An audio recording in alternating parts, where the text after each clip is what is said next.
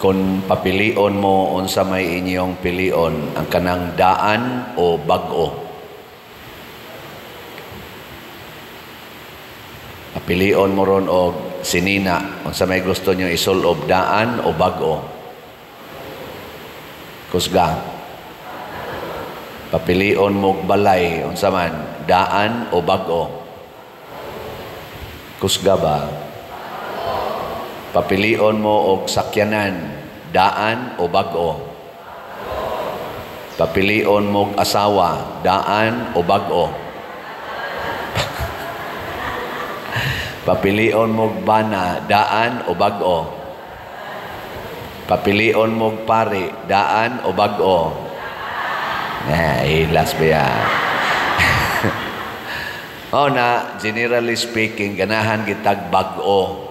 Bag-ong adlaw, bag-ong mga achievements, bag-ong mga leader sa nasod. Nawa karon, di ba, ang daan, gailisan og bag-o, kasagara, no? Nga naman, tungod kay mangita gitag bag-o. Bag-o na sad nga pagbati. Ganahan ta na Kay kanang luma na, sa Tagalog man na luma, daan, puol niya kanang sana obsolete ba naganahan bisan kanang choir magsige man na sila bag-o kanta kay sige lag balik-balik abot na lag napo ka tuig maura gyapong entrance song makaingon ta unsa mamuwa mo nakatunang lain ngita sa tag bag-o nya proud kita kung natay bag-ong nakatunan bag-ong napalit bag-o nga nahimo mo na sa atong ikaduhang pagbasa, ang Ginoo sad nagsigi siya himog bag-o nga matod pagani niya dire karon ang puloy-anan sa Dios ani ana sa katawhan magpuyo na siya tipon kanila og sila mahimong iyang katawhan nya niingon pagyud kuno ang Dios akong pahiran ang ilang mga luha sa patoy usa dire giingon og wala nay kamatayon ni kasubo, paghilak o kasakit, kay nahanaw naman ang daang mga butang. So kining daang mga butang mao ni hinungdan makahilak ta, dunay kasakit, ana. Nya gibutang dayon niya diri sa katapusan, isulat kini siya miingon usab kanako, isulat kini kay kining mga pulunga kasaligan ug matuod gayod. So bisan ang Ginoo mga igsoon gusto siya bag-o. Nya kanus aman ta mabag-o. Kanang bag-o ang tanan atong paminaw hastang atong kasakit, mailisan og kalipay. Kon tumano nato ang iyang sugo, matud pa ni Hesus diri sa atong ebanghelyo,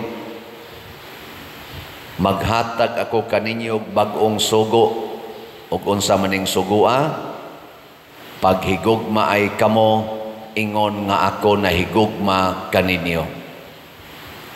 Mao ni ang makabag-o. Ang Pilipinas karon nagkinahanglan ba og kabag-uhan? Nagkinahanglan o naabay mga kasakit o kalisdanan karon sa atong nasod? Naawa. Hinaot unta nga ang atong mga leaders, labi na gyud mga political leaders, mabag-o sila. Ug unsa may bag-oho nila, kanig yung paghigugmaay. Na karon kadungog ko ang giplano na sad sa mga bag-ong Congress, bag-ong Senate, impeachment lang yapon. Kanang impeachment karaan man kay na. Di ba? Karaan ba? Muhunong na unta sila ana kay katong past 3 years murag puros-puros raman to related sa impeachment sa Vice President. Kapoy, laay, sig balik-balik anang siging hisgot anang confidential fund, o niya, naay laing funds nga nangawagtang nga tag bilyon-bilyon, wa hisgot Ari ragid aring 125 million. Kapoy, laay, di ba? Sig balik-balik. ni ay mga drogas karon nga nikusog na, ni ay kagutom karon nga grabe, unemployment, ni apay graft and corruption nga purting nakahatag og kasakit nato, mga krimen, kidnapping, killings, na nasa doon, mga tulis, mga smuggling, ni apay mga agricultural nato nga aspect, wa maatiman, nga libon ang mga uma, kay wa nay budget, hastang ato ganing tisda, wa nay hapit budget. Dinhi ay gasigitag atiman aning ato kunuhay mga scholars hurot sa atong budget. Hilak in town. Hain naman ng free college education. Nanarbay daghang mangangkon anak, galalis pud sila kinsa jud kunoy author, kinsay nakapa-approve anang free college education. Ngano man lagi ni amay daghang nidangop nato dinhi. Hain naman ng free college education. Lalis-lalisan pa, inangkunay anang honor, mga hangol kay honor, pero sa trabaho, mga tapulan. Nga naman, kay way gugma. Maglalis pagid mo ang nagkinsay, nag-author anang free college education. Murar magyug na itinuod nga free college. Pinili, tingali, ginagmay. Kanindot unta, og naagid na, niya inangkunay, haron lang yun butaran, aron musikat. Siging kusog ay mangangkon og mga dungog pero dili mahigugmang mubuhat. Ug unsa man ang tinuod nga nahigugma, hilingi ay mong tupad. Ning na nahigugma kanako. Pangutan ba? Akan wa mulingi mga yawan-on na wa gid nahigugma. Gitagaan ta mog second chance gilingi Lingi abay mong tupad ba? Ing na nahigugma kanako. Sige na ba?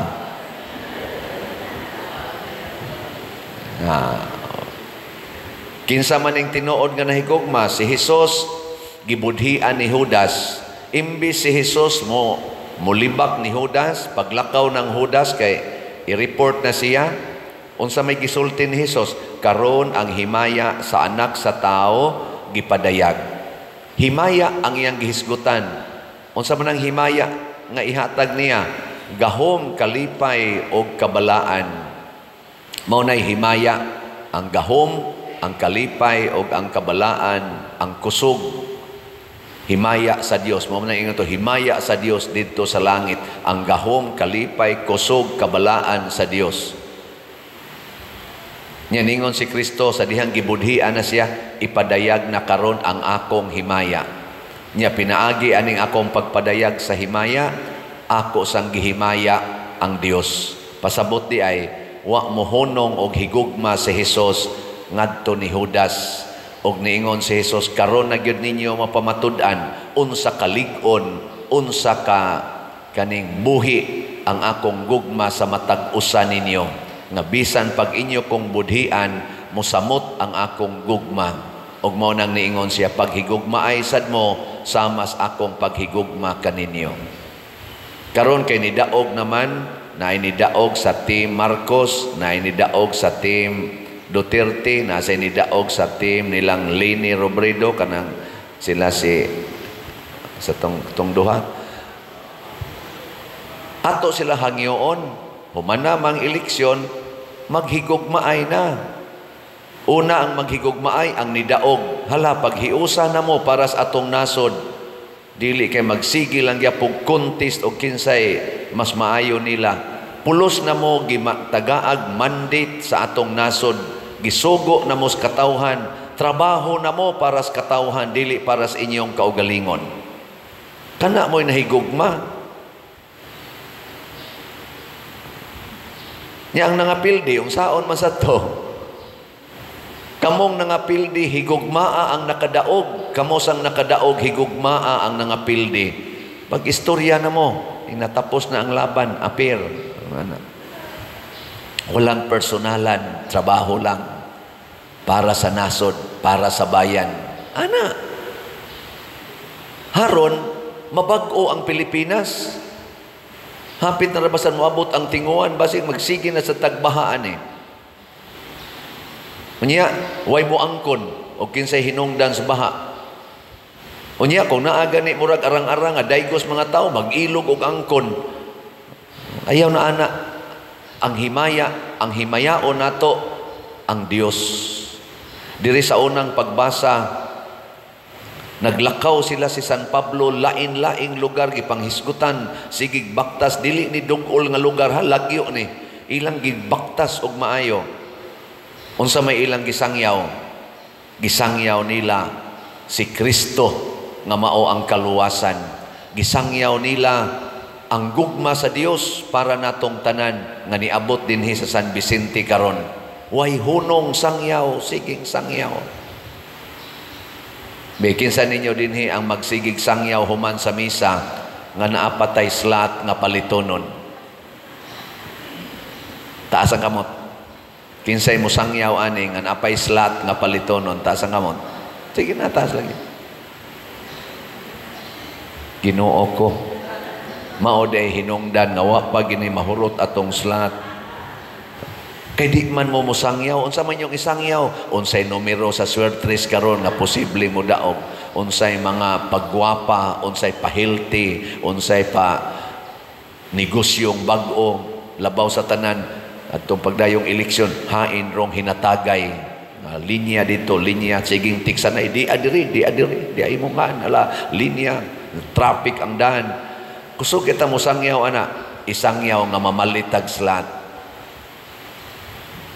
Tagaan ta mong second chance. Ang moisas kamot, nahigugma. Ang di moisa, impirnohonon. Sige, kinsaroy mo sangyaw, nga naapay slat, nga palitonon, ta sa kamot. Gugma man nato simbahan. Awa na ko'y laing chance ninyo ha. Bahala na mo diya. Wa mo nahigugma. Unsa may mahitabo niyo, daan nga kinabuhi. Kamong musangyaw, kamong mamaligya, inahot doon tanig palit kay si Padre Siano, balhinono na, may lang untag di madayon, pero madayon. Ni-request man sa dito, kay dako pa mag-itag bayronon din pero kung madayon, di man sa kumbalibad. Ang isang yaw karon inahot doon na tong palit, kay wa na'y mamaligya ani. Mo na lang ni last na tong slot, ang atong GHDP para sa ato dinhing pista, ang ato na lang ang tulubago nato sa atong mga winners nga kapilya. Naapay 23,112 ka slots nga available, tag 100 pesos per slot. Kotobra ni karong May 31. Mahurot og sa dili na kumusangyaw ani. Nya kadtong dili mahatagan, panghigda lang mo nga malinawon. Ay na mo pagyaw-yaw kay dili man nato sayop na sa gugmas mga tao nga kunuhay nagsimba-simba pero di gyud kapalit bisag 100 pesos. Mga hudas kaiba. O kinsa man as hudas bakakon. Kinsa may sentro ni hudas kwarta. Nya unsaon man yang kwarta, iyang isugal, iyang iinom, personal niya. Di niya iapil. Nya kay wa naman siya kwarta, gibaligya niya sa Kristo. So kamong dili mo palit og slot, doon na mo'y pagkahudas. Labi na gyud na amoy 100, nya di mo palit, may pagkahudas gyud mo. No? Kana bang magsiking, wa ko'y kwarta pa diri, wa ko. Hudas, bakakon manas hudas. Maubitan ng mga bana, nga mga bit, ingnon dis asawa, hudas kang, panuwaya ka, hudas ka. Lingay mong tupad. Ing na, hudas ka.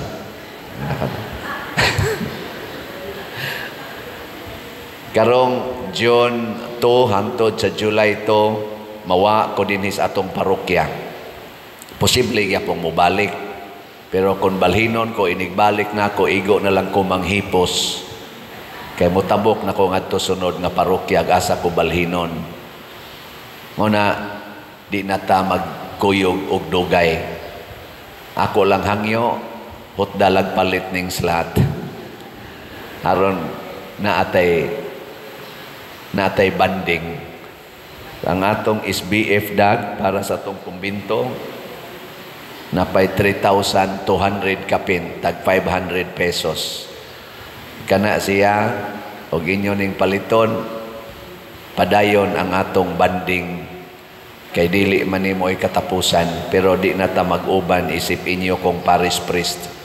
Pero kung itugot sad kay dako pa man kay ni atong bayrono dinhi, Kaya ako naman sa ning ibilin sa sunod nga pari, mga 60 million pa man more or less. Kung iya sa ning dawaton, ako ra sa ning ibilin. Asa man ni ipasa sa bagong pari o niya nga mupuli, anha ninyo. So, mo na, kung ako'y magpabilin, tabang yung ko ninyo pangita para i-settle aning mga 60 million. Pero kung balhinon ko, ang bagong pari, ambot mo tabang ba ninyo o kamo gipapasaanon ani hangtod sa katapusan sa panahon. Una, importante kayo ang atong paghigugma ay mag-inantusay ta para nining maong gugma. Ako din for 6 years, naningkamot ko pag-antos aron mapakita nato nga nahigugma ta sa atong lugar. Ug unsa may nahitabo, nabag-o ba ang naong dinhi sa atong parokya o daan lagyapon?